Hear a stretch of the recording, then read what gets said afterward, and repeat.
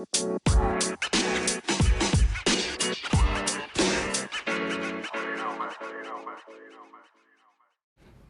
right, welcome back to the podcast. Back to Tomboy Official. It's gonna be a little groggy episode. I went out last night. I'm still kind of tired. I think I did take a nap. Man, my sleep was way off though. I went to this drag show. It was pretty dope. Mostly was there primarily to see Land Insider, because one of my coworkers had given the recommendation. So there were drag queens, and they said in-betweens. There were some types of couple characters that I don't know what I would say they were. Animal vibes.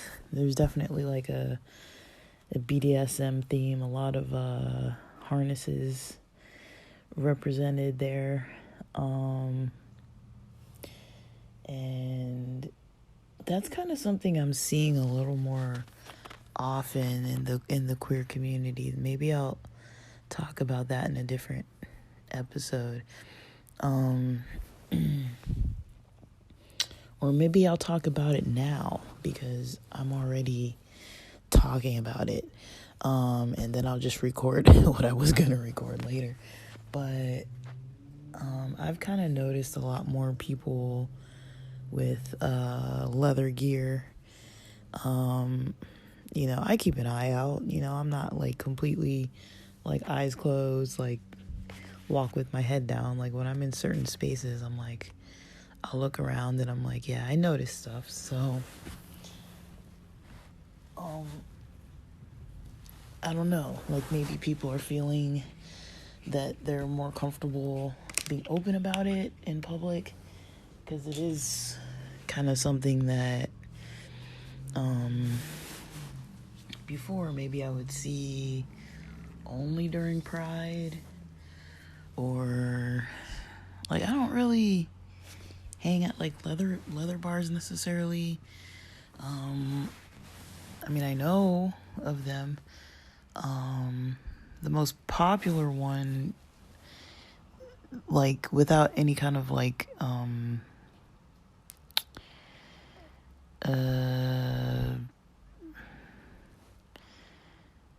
like event or something, the Eagle in San Diego. There's one in LA too. There are other places though. I know people pop up events all the time and stuff, but I'm just talking specific like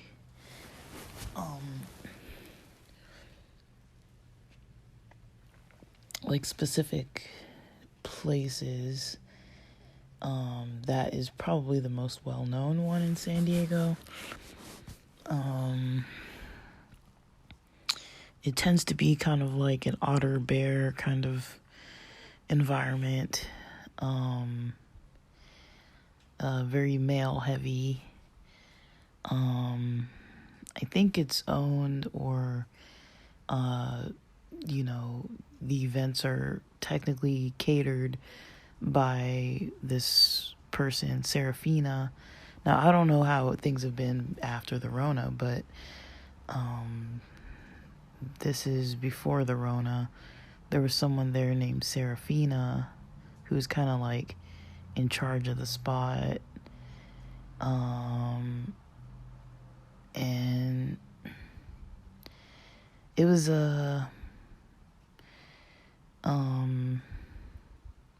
it was cool. Like, I've talked a little bit about it before, but I don't know, the people I went with, it wasn't, I think I would go with different people if I had a different choice. When I went, I wasn't really thinking through like, oh, do I want to go with these people? It was just kind of like we're wandering around town and they live nearby it and they're like, you want to check it out? And I'm like, yeah, sure. I was the only one who bought a drink there, so we stayed. But we didn't really even have a drink there. Like, I don't know if it's because my friends weren't comfortable or because they just were wanting to pop in and then like leave. But I was chill to be there. I mean, it wasn't bothering me at all. I'm gonna be hydrating as I drink this, as I talk.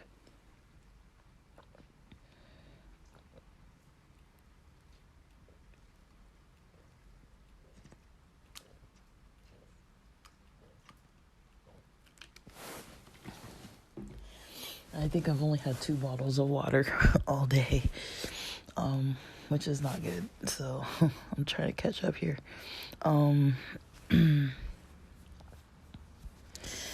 So, I haven't really organized how I want to talk about this at all. So, as far as like leather scenes, I would say people overall are a little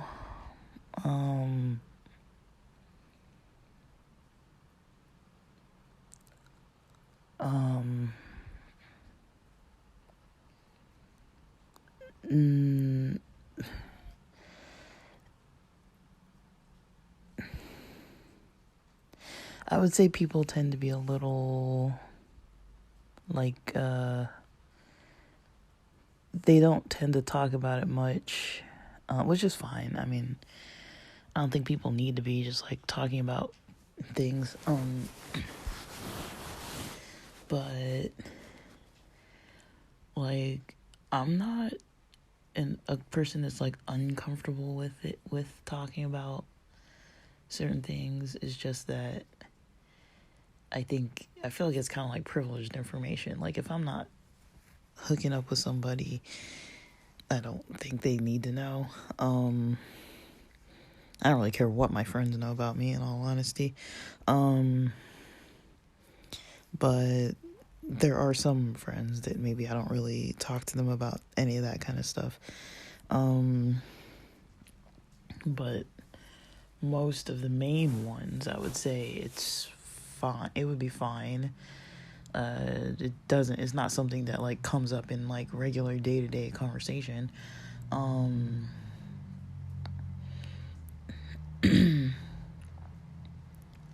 the few times when it's kind of come up, it's been once like somebody kind of getting a little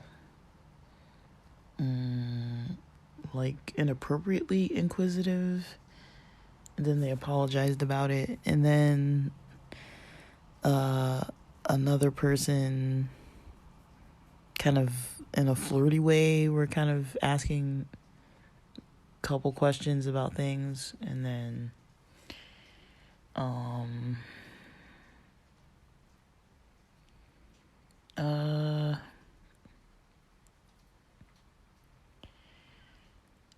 yeah, I'm trying to think if there are other times where someone's like directly brought it up to me. And I don't really recall that. And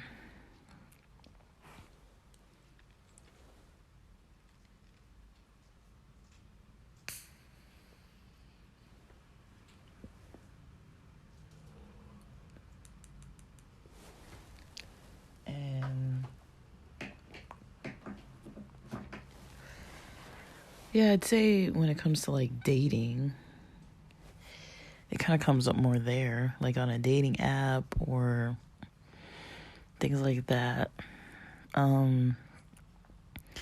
Now with dating apps, when people just have like a sticker that just says like BDSM or something like that, I don't really know exactly, like there's not like a lot of clarity on that. Like I know what it means, what BDSM means, but I don't really know like what they are into. Like they could be into like anything, like who knows.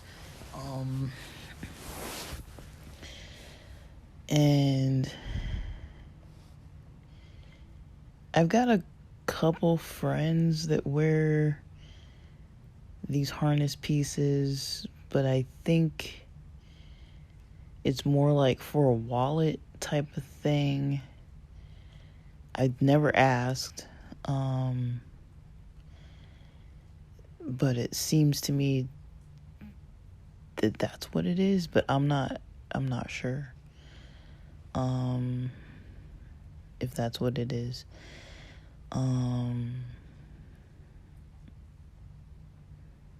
And I kind of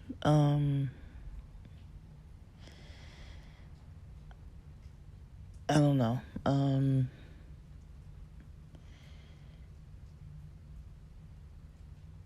So yeah, that's kind of something that I've seen like visibly. Like I think they wear it as like a kind of like a formal attire type of an accessory. But definitely more and more I've seen people with harnesses out and about. I mean, I don't know when I first learned about that kind of stuff. I don't remember, like, I'm pretty sure it's been like a really long time. Like I don't really know when I first learned about it.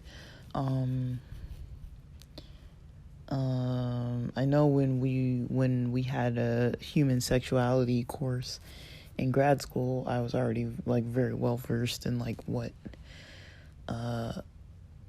you know, in that kind of stuff. But I wasn't like too connected to like queer culture, I wouldn't say. 'Cause it's not just like an only like queer thing, but I have noticed that it is pretty visible in the queer community. I've never gone to like a straight club where people were like representing like the leather community. Like I've never seen that there, where it's just like couples or anything like representative like that.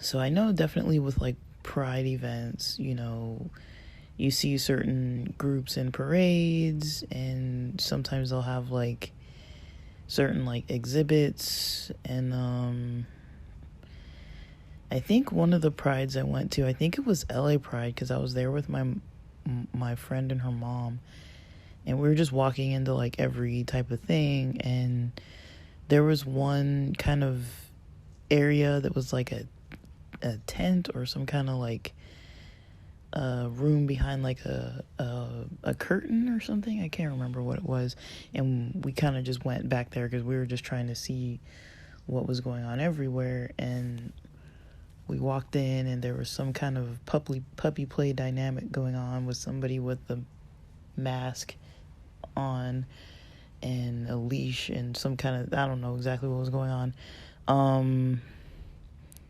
It was just a little awkward to be there with them, with my friend's mom. Like I was just kind of like, oh, you know. I was like, this is weird. Like I didn't mind like being there, but being there with her mom was kind of like a little like we grew up together, like so it was a little awkward on my end anyways, maybe on her end too, I don't really know. I never asked her about it. But I'd say that was probably, I don't know if it was one of the first things I saw, maybe like in real life as like an exhibit type thing, that was just like a casual type of thing. I feel like there were others, but I think timeline wise, maybe that was the first one. Because the first time I went to LA Pride was with my friend and her mom. Um, and so that was, that was cool. And then her friends too. Her mom brought like two of her friends from work or something. And so we kind of hung out for most of the day, but we left when the sun was going down, because we knew, it was WeHo, and we're like, we know how it gets. And like, I would have stayed, like, naturally, I would have stayed, because I'm into the music and the dancing and the drinking and all that kind of stuff. But we mostly just ate, chilled on the grass, people watched, and then every so often, like, walked to different events and stuff. Like, there were like different stations for different stuff, booths, like all the booths around and stuff like that.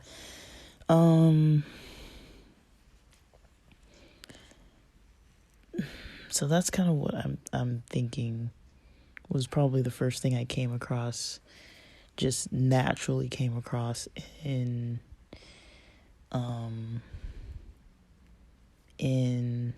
just walking around at a Pride event. And maybe before that, I can't remember if this was before. It may have been the year before that or after. I can't remember. Because I was at San Diego Pride. And so this was maybe like 6 years ago now. I was at San Diego Pride, and one of the people had a like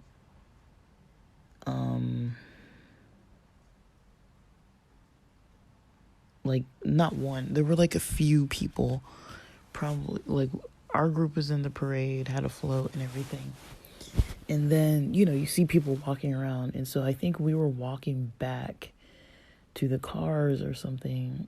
And there were these people, I can't remember the names. It seemed like some kind of group. It was like Sisters of something. And they had like these kind of leather trench coat looking things. They had some kind of outfits on. I can't remember what they were. No, so I'd say I would go back even further from there now that I'm remembering. If I think about the parade that, I don't know if it still happens, but it used to happen a lot. So I was probably like somewhere between age like 20 and 23 when I went to one of those parades. And saw a lot of assless chaps and a lot of people with like leather related symbolic types of attire, but also it was Halloween, so I don't really know. But basically in Hollywood they used to do this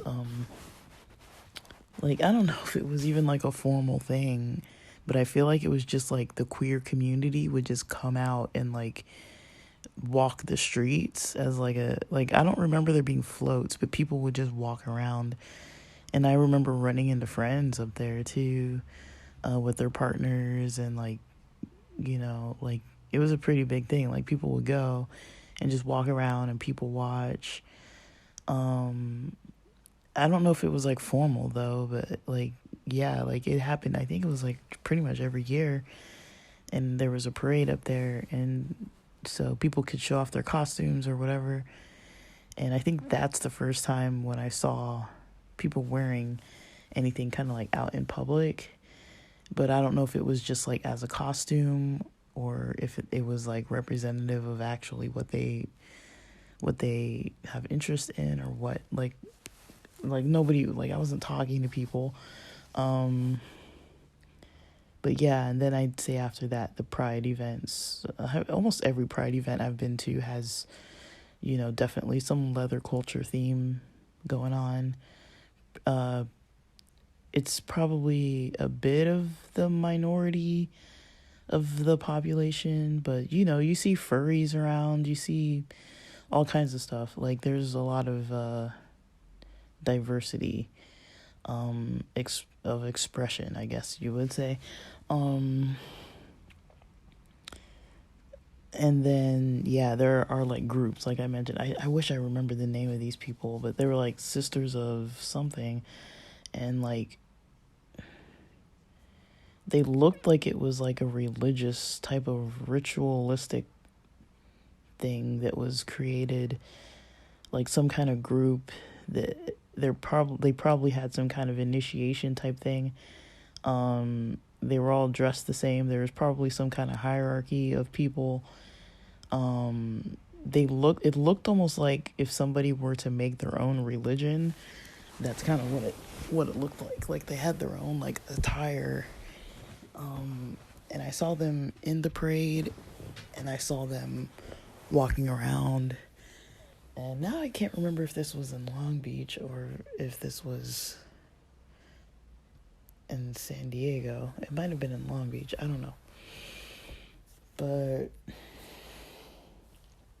that was the first I kind of saw maybe out and about. And as far as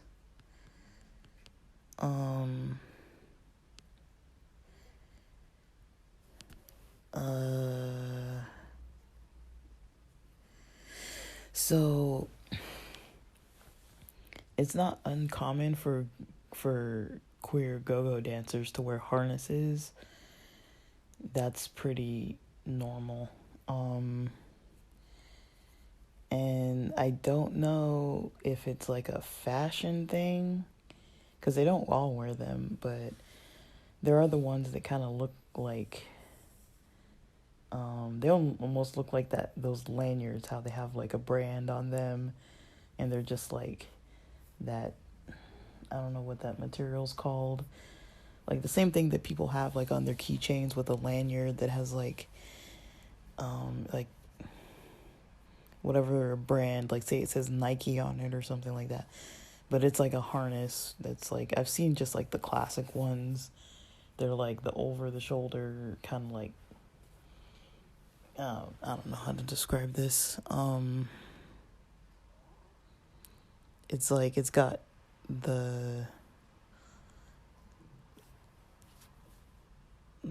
shoulder straps, and then the ones that come around like the torso. Just like the classic one, the classic shaped one. That I think that's kind of like a more classic shaped one. But they're not always like leather. The ones that I see the most are on go-go dancers that are, I don't know what it's called, like that material. It's like, but basically, I mean, yeah, they have whatever kind of brand is on there, and they're usually different colors. Sometimes they're like neon, sometimes they're like white with blue or whatever. And at Pride events, you see people walking around wearing those all the time too. And then I've seen like the leather ones with the studs or the like metal loops and all those kinds of things. And then there's like variations of different types of shapes and the intricacies of the patterns of them. Some of them are like full body ones, and or just even like collars. Like I think I probably see harnesses more than collars. I probably see harnesses more than collars. But yeah, there's definitely the collars around town that I see people with. This is just, I'm just talking not even Pride, like just like a regular Wednesday, Tuesday night or something. Tuesday night going out for dinner with drinks with friends or something like it, I've seen that pretty often. But I don't really know, like nobody really says much, like there's no conversation regarding it really. I kind of assume people look at it and know what it means. Like, usually, a lot of times when people have a harness or a collar, it's like they are wearing the one that represents something about them. Something specific to their preferences. But again, it's not like obvious. It's not like there's like a sign or like a t-shirt that says like what it says, what it means.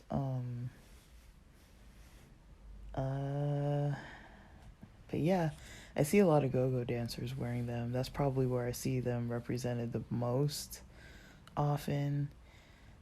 Male go-go dancers, female go-go dancers. A lot of the masked female go-go dancers wear them for sure. I see them the least on the femme-looking female go-go dancers.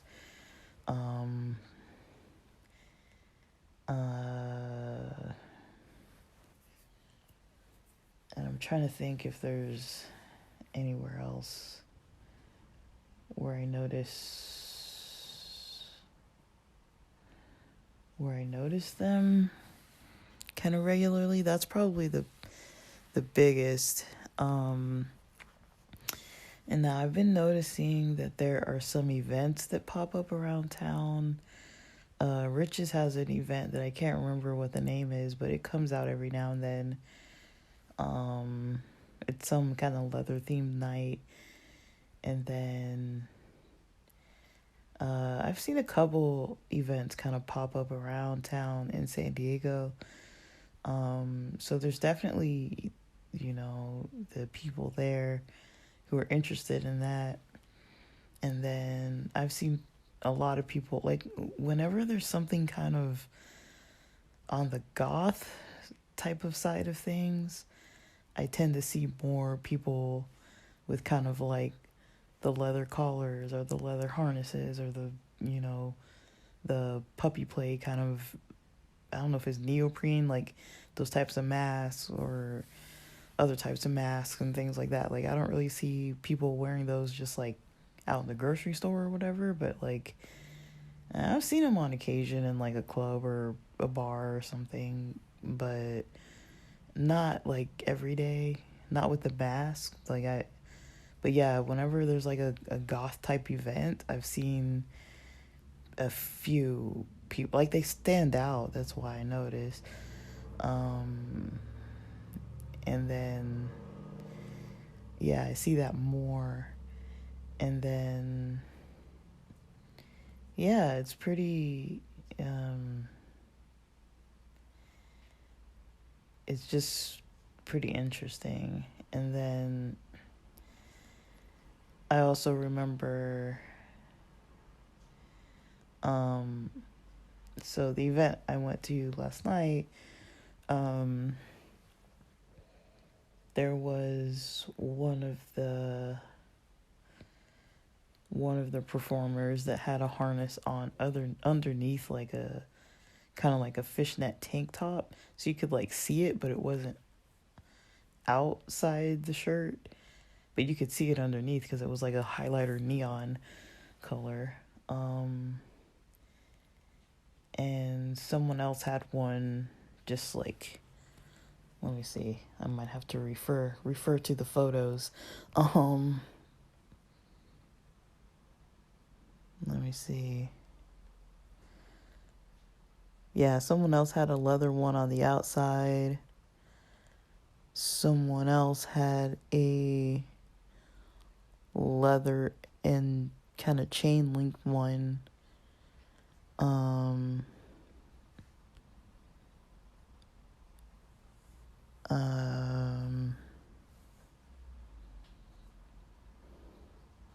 Kind of outside, like, well, because they weren't wearing a shirt necessarily. I don't know, like, I'm just noticing that it's something that is represented much more often, but it might be just because I'm going to a lot of different types of things. I'm not just going to like the same spot all the time, but I think I'm noticing like San Diego and LA's queer community spaces kind of being a little more representative of different types of people's preferences, and that's kind of cool to see.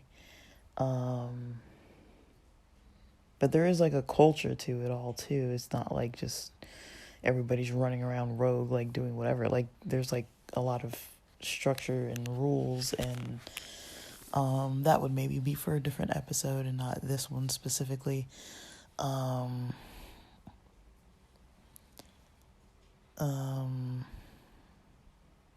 Yeah, I wasn't really planning to really record on this, but once I mentioned the event, I was like, well, I was at Hamburger Mary's. They have a drag show, and this is the one that's like the second Saturday of every month, and so it was a really good time.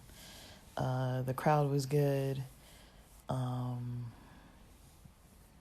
We got really good seats, so that was really fun. We were like right up front. I like that. I've never been like up front before. Usually I've been like back more, but I think with that venue, if you're to the back but on the sides, it's still fine. But if you're to the back but in the middle, if you're like in the very back, in the middle, that's still fine because the back row, they kind of still walk around back there. But if you're in like the middle, like the middle of the row and one of the middle tiers, I think those are maybe the least best seats, but I don't really know for sure. Like that's just my opinion. Like if you want to be like closer by to where the people are like walking right by you, it's probably best to be on the perimeter, because they don't really walk like straight through like the whole middle part all the time. Depending on what their routine is, they usually don't. But sometimes, I don't know, they're like walking over tables and stuff, like I don't know, climbing on the railing and all kinds of things. So I don't know, they can make their way around. They seem a bit athletic and flexible sometimes. So I don't even know. But yeah, it's kind of, I mean, I like drag shows. They're pretty interesting. I hadn't been to like a solid drag show for like a bit. Like it was pretty fun. Like I've been to, I don't know how many drag shows, like a lot. Like I actively seek them out, but there was one that I went to that I think we were at Executive Suites, and it was when everything was on the outside patio. So it was at night during the Rona, and everything was on the outside patio. And I think during that time, there were people outside trying to take pictures to like expose that like that venue was like hosting events or something, to try to like deter them from doing it or something. But it was during the time where like people were allowed to have like outside restaurant type things, and like I think we still had to make a reservation, and the tables were like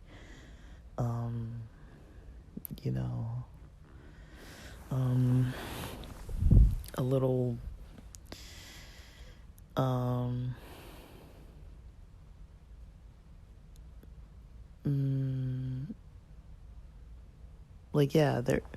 the tables I think were spaced. I don't remember the mask situation at that time. You probably had to wear a mask until seated. That sounds about right. But I don't know. I was like right front and center in the middle of the, like towards the, I don't know how to explain it, but basically like man, I was getting danced all over. I was like, what is going on here? And one of my friends was like, man, next time I want to get your seat. And I was just like, every single one came up to me at some part of their routine and was like near where I was, and I was just like, this is a lot of attention. Like like I was just kind of, and there was even some like conversation. Like it was kind of funny once. Like one of the drag queens was like between between routines. There was one that kept like talking, and I was trying to like give money to them, but where I was sitting, there were, if I don't know how to explain it, you'd have to go to the venue to know what I'm fully talking about. But basically, the seats were at the floor level, but the performers would come out from a platform that, there was a room, there were rooms back there because it was like an indoor section that had like, like I don't know what was back there, like a bar, a lobby, like bathroom. The bathrooms were back there. So basically it was inside the building. They'd come out and they would be on this elevated platform where they'd have to go down the stairs, I think either left or right, and there was a railing where they would come out. And so, like, say if you were in the building and you were coming straight out, there would be a railing, and you'd have to choose to go left or right to go down the stairs to get to where the table levels were. And then there were little round tables with individual groups of people there to like watch the show.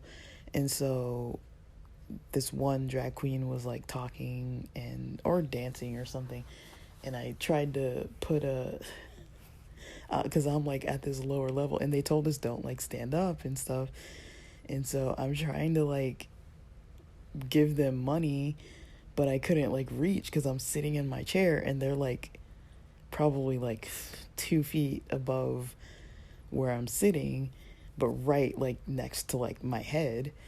And so I'm like reaching up, and I'm like, the only thing I could reach was like the boots or something. So I kind of was like trying to put the money in their boots because I was like, I don't know what to do.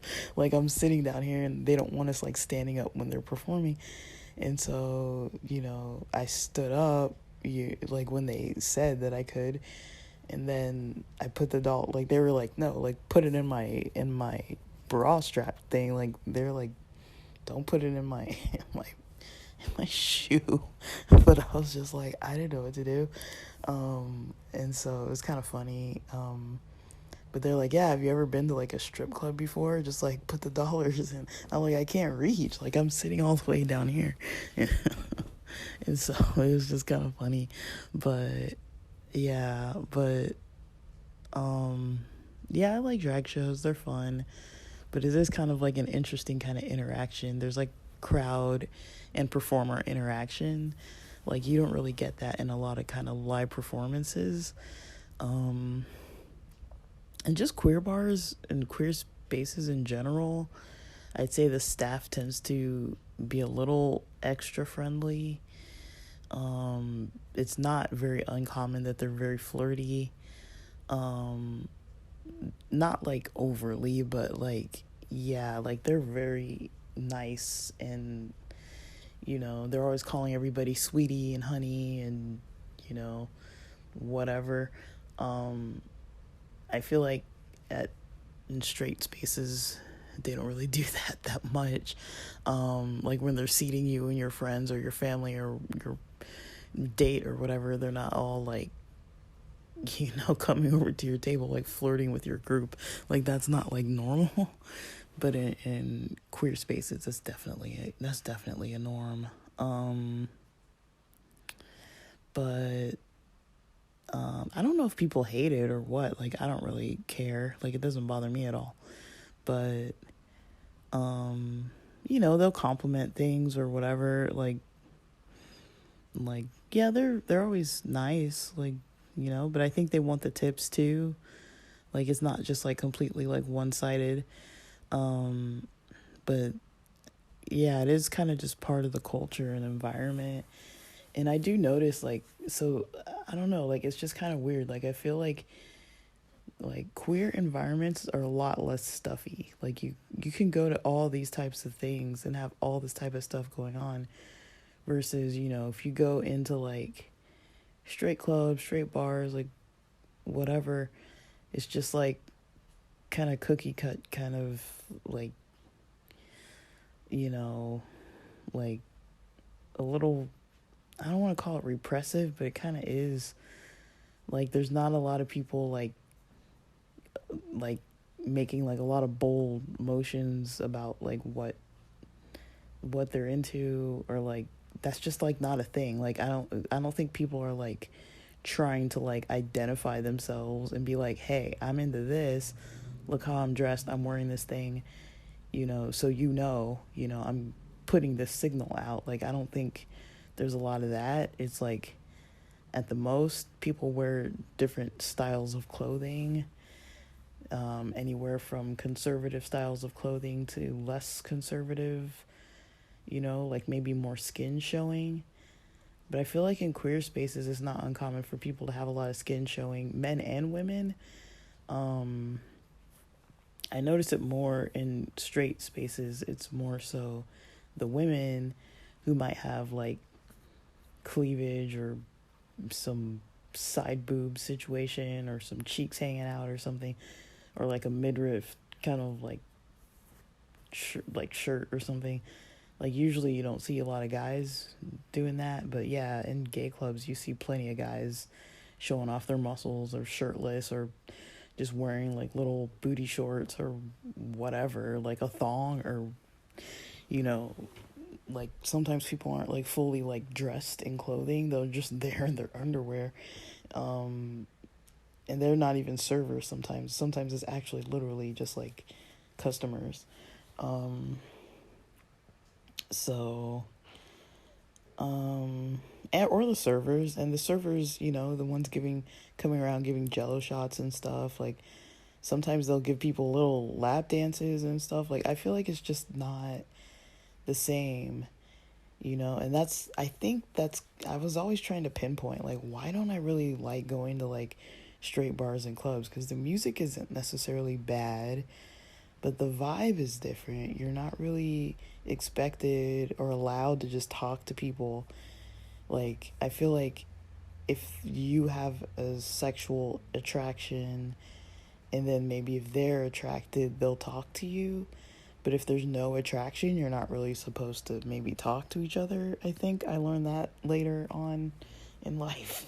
But yeah, I'm like, dude, at queer bars, you just talk to whoever you're talking to. And if they don't want to talk to you, it's fine. But it's like, it's a little more common to spark up a conversation and actually just chat with people for a little bit. And,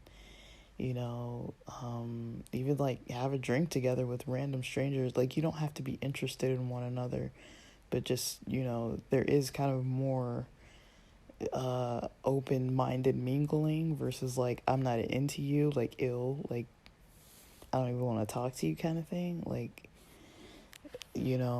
like it's just kind of weird to me. Like I'll talk to guys at gay clubs, like it doesn't bother me. I'll talk to the waiter sometimes. I'll be talking to the bartenders, like, talk to everybody. Like, nobody really cares. Like, it's not, like, a big deal. But, I don't really know. Like, it's kind of hard to really fully understand, what's okay, what's not okay. In the straight spaces, it's like people don't really, it's not,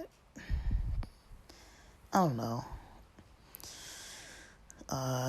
it's not really my preference, so I kind of just stay away, but I do think it makes it kind of hard to like go on dates in certain environments sometimes, because I'm just like, dude, like I don't really like this. This doesn't feel like interesting to me. Like sometimes I'm like, this just isn't for me. But yeah, I like